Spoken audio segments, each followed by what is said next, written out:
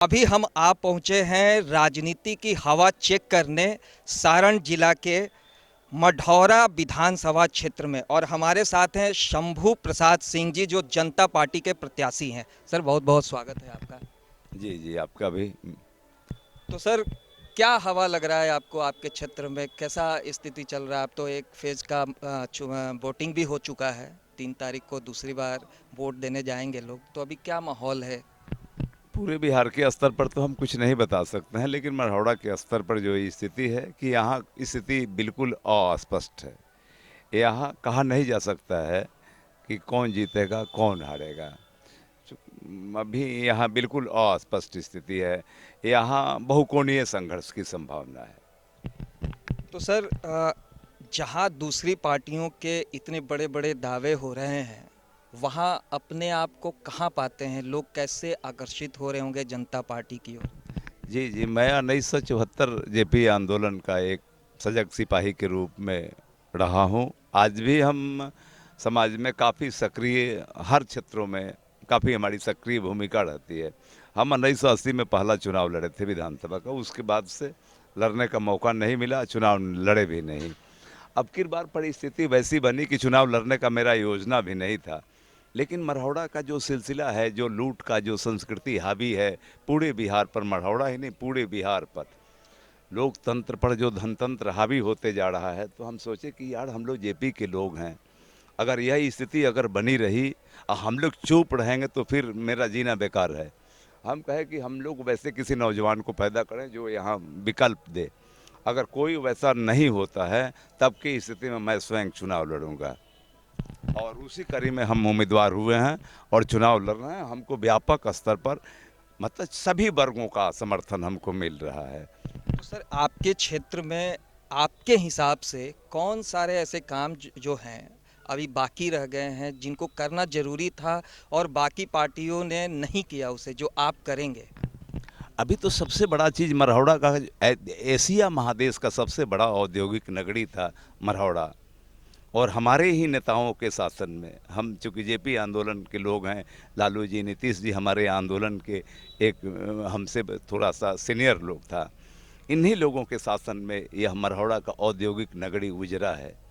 तो मेरा यह पहला कर्तव्य होगा कि मढ़ौरा जो एशिया महादेश का औद्योगिक नगरी था, उस नगरी को पुनः रिमॉडलिंग किया जाए, बताया जाए, उसके औद्योगिक स्वरूप को नवीनीकरण किया जाए, हमारा पहला प्रयास होगा।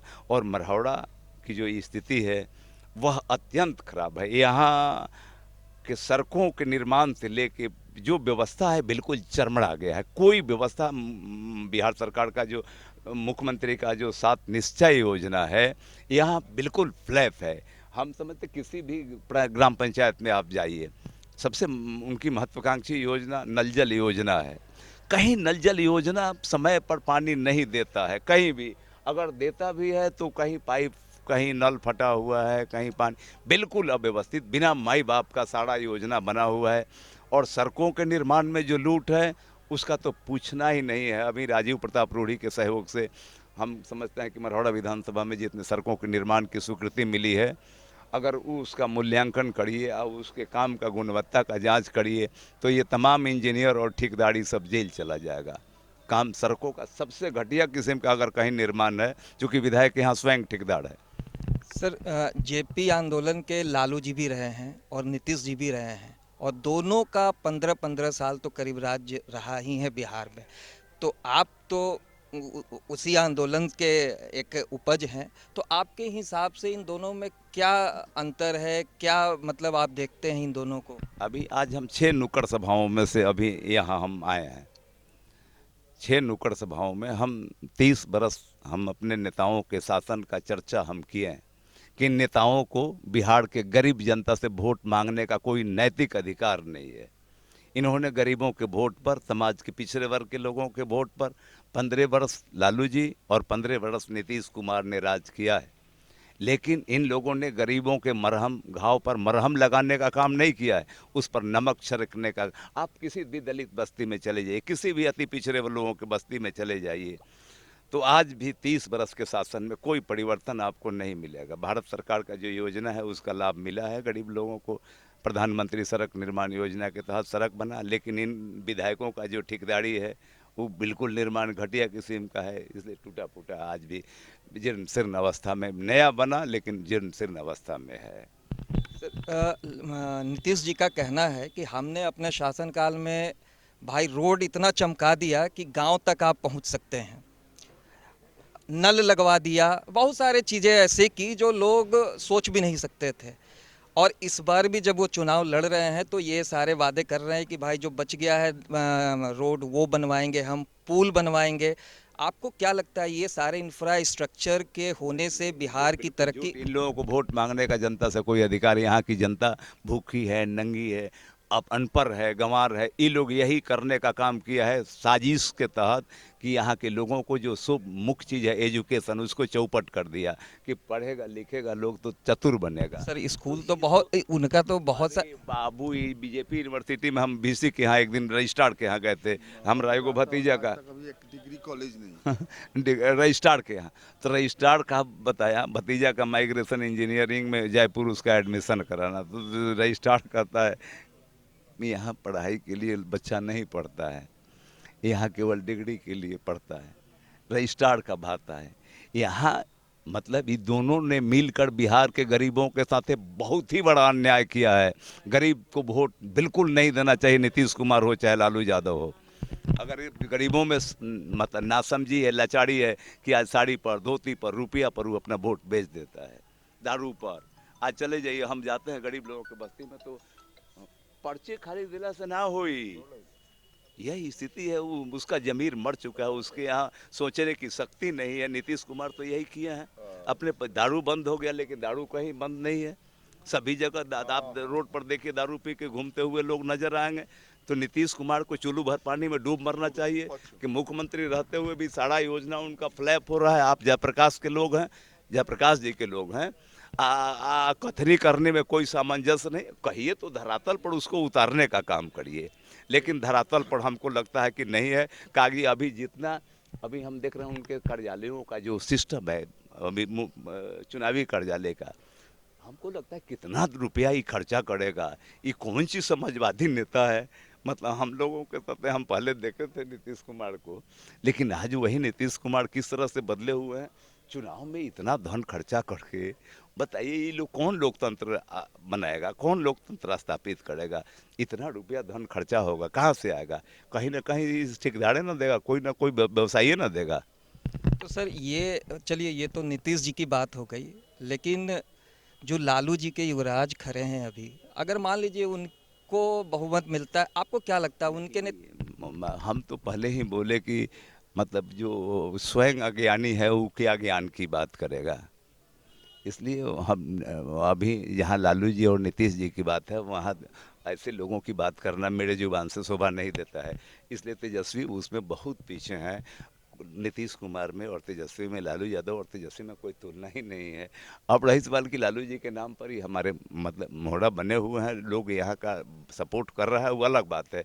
लेकिन नीतीश कुमार कम से कम उसका काबिलियत तो है कि इंजीनियर है, पढ़ाई, लालू जी कम से कम पढ़े लिखे MA BL हैं, तो इनकी योग्यता क्या है? तो राजनीतिक में योग्यता भी एगो मायने रखता है। अब उस मामले में अभी हमको लगता है कि तेजस्वी जी को और थोड़ा परिश्रम करना पड़ेगा। प्रैक्टिकल में भी बिना पढ़े लिखे लोग भी आगे बढ़ जाते हैं, तो तेजस्वी जी को और अभी समय लगेगा आगे बढ़ने में, अभी मौका नहीं मिलने जा रहा है। सर एक और बहुत जो इम्पोर्टेंट सवाल है जो यूथ के लिए है, बिहार के यूथ के लिए, कि इस कोरोना काल में हज़ार हज़ार किलोमीटर चल के लोग अपने गांव आए, अपने बिहार आए, फिर वापस चले गए। पहले जो दावा किया जा रहा था कि जो आए हैं लोग उनको हम वापस नहीं जाने देंगे, उनको यहीं पे रोजगार देंगे, बाकियों को छोड़िए। आप अपनी पार्टी की बताइए कि ऐसे समय पे ऐसे यूथ के लिए आपकी पार्टी क्या सोचती है? हमारी पार्टी तो अभी बिहार में अभी खेल प्रारंभ करने जा रही है। आने वाले दिनों में हम लोग उसकी व्यवस्था करेंगे ढंग से। अभी हमारी पार्टी उस स्टेज में नहीं है, हमारी न सरकार बनने जा रही है, हमारे 2-4 ज़्यादा से ज़्यादा लोग जीत सकते हैं अभी। तो उस स्थिति में अभी कुछ कहना मेरे लिए जल्दीबाजी होगा, लेकिन मेरा जरूर प्रयास है कि एक आदर्श बिहार बने, एक आदर्श मरहौड़ा बने, नेताओं के कथनी करनी में सामंजस्य हो। इस तरह से जो गलत बयानी करने वाले लोगों को जनता रिजेक्ट करे, हमारा यह जरूर प्रयास होगा। जो हम कहें वो करें। एक और अंतिम सवाल कि आप अपने क्षेत्र के लिए अगर आप जीतते हैं तो ऐसे कौन कौन से काम है जो आप 5 साल में करेंगे जिसको कि लोग उम्मीद करते हैं? मेरा पहला काम होगा कि हम प्रयास करेंगे कि मढ़ौरा का जो औद्योगिक स्वरूप है बहाल हो, और दूसरा कि हर बेरोजगार नौजवान को रोजगार मिले, हर खेत को पानी मिले। यह सर्वोच्च प्राथमिकता मेरे लिए होगा। हर रोगी को समय पर इलाज मिले, उसके लिए चाहे आज भी करते हैं हम, सर्वाधिक लोगों को प्रधानमंत्री सहायता कोष से, मुख्यमंत्री सहायता कोष से, भिन्न भिन्न लोगों से चंदा लेके भी, रूढ़ी जी के सहयोग से हम मदद हर तरह से लोगों से मदद करवाते हैं। और मेरा प्रयास होगा कि यहाँ का हर खेत को पानी, हर हाथ को काम, चाहे वो गांव में रहने वाला बेरोजगार नौजवान हो या शहर में जाने वाला लोग हो, उसके रोजगार की व्यवस्था हो, चाहे जिस रूप में हो, जैसे हो, हम उसको प्राथमिकता के आधार पर लेने का काम करेंगे। सर आपको बहुत बहुत शुभकामनाएं, आप बहुत सारे वोटों से जीते। तो ये थे जनता पार्टी के शंभू प्रसाद सिंह जी। और खेल सत्ता है में और भी हम सत्ता के खेल की हवा चेक करते रहेंगे, आप देखते रहिए। जिंदाबाद करवा जिंदाबाद जिंदाबाद चंद्रशेखर अमर रहे, अमर रहे।